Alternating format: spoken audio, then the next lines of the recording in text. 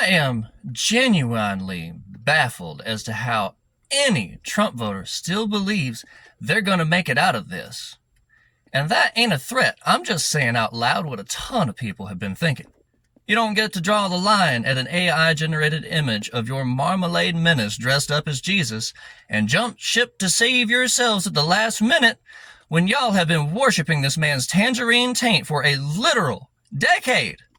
See, it's illegal if I end your life before it's your time, right? Doesn't matter if I do it when you're 15, 30, or 95. Doesn't really matter if I shorten your life all at once or so slowly you don't notice. Using a weapon to do it doesn't make the weapon innocent or guilty in my stead. It just gets locked up as evidence with me. Hiring somebody to do it just makes us both guilty. And it should still be illegal if I chose a political office, got a bunch of my buddies together and installed someone into that political office, and then got that politician to hire someone else to do the life ending to people me and my buddies don't like. Especially if me and my buddies happen to get hired onto the team that physically performs the life ending. No amount of indirectness, no amount of dominoes between the first and last will ever change the outcome. No amount of added steps makes murder okay. Renee Nicole Good and Alex Preddy are just a couple names you must remember and think about. And yet here you are, pretending that because you went through the legal voting process to install your dictator, you're simultaneously morally superior, and that you're immune to both failure and consequences. As if Adolf wasn't installed through perfectly legal means. Maybe America hasn't really punished its voters before, but we also haven't had a monster like Trump in the White House before. And the Supreme Court made it so Trump can't be held accountable for the actions he takes while in office. Sure. But that doesn't protect his cabinet or his voters. And see, the chatter online about a Nuremberg sequel isn't just talk. The problem for MAGA is, once there aren't any more officers left to punish for the crimes they committed against America, and there aren't any more politicians left to punish for hiring ICE and similar goons to harm America, we're going to look to punish the voters who put this into motion in the first place by voting in the politicians that hired the goons. Especially because some of us have spent our whole lives listening y'all talk shit about how bad you wanted to literally hunt us for sport. And I'm gonna remind you, y'all are the ones who decided due process of law was optional and that concentration camps are okay to build on American soil and put Americans in. Y'all took tourist pictures in front of it, so you're not just okay with it, you are proud of it. Y'all are the ones who went on and on about, Mr. President, just allow us real Americans to go in for you. We'll gladly go door to door breaking into people's homes, dragging folks into the streets looking for the enemy. When the enemy you meant was your enemy, not that of our shared country or planet. You could have looked up and realized that you're in pain because someone is profiting from it, because millionaires wanted to be billionaires. But no, you chose to blame it on brown people, trans women, and autistic kids. You chose to make us your enemy, the boogeyman excuse for you to put on your boots and swing at shadows like big, scary strongmen.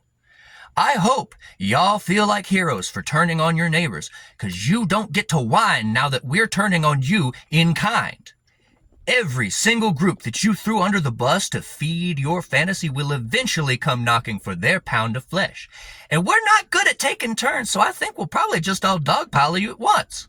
Furries, witches, scientists, teachers, doctors, every child you ever abused, and every woman you ever forced into submission. We're all sick of waiting for justice to be served by the institution that is very clearly no longer fit to govern our country.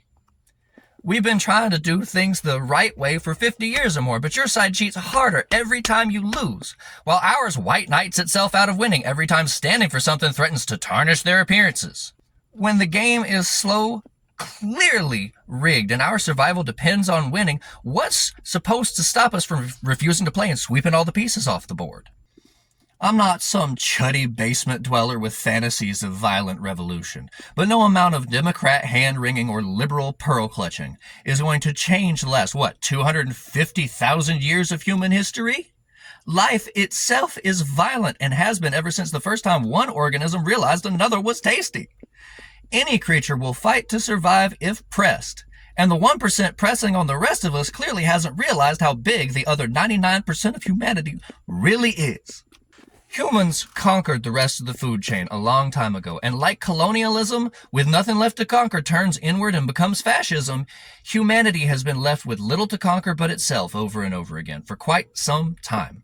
We're terrifyingly good at inventing new and extravagant tools of war.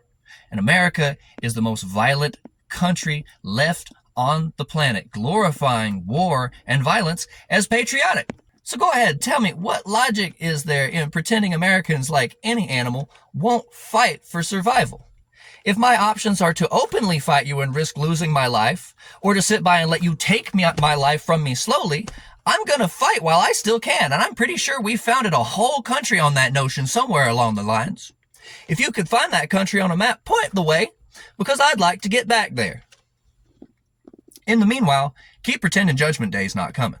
Trump doesn't have long now, and once he's gone, the entire regime will crumble. He's old.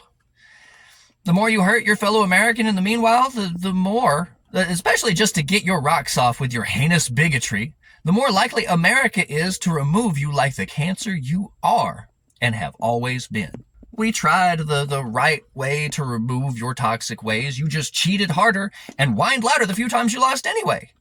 And like trying to start the apocalypse by going to war with Iran instead of just admitting that you were wrong is also really fucked up. Like you've proven to all of America that the only way to survive this is to break the rules imposed by you and by the people who are stealing our survival from above. That's why everyday people are throwing their lives away to make a point, shooting CEOs and politicians, burning warehouses to the ground. I don't advocate for it and I don't glorify it, but you've intentionally backed the most violent tribe of the most violent animal on this planet into a corner. You don't get to whine about the consequences of those actions. You bought and paid for your own extinction with your hate and greed. You did it to yourselves, and I will not feel sorry for you when the wolves descend on you. People are sick and fucking tired of having you control how they live and being enslaved just because they were born into this country.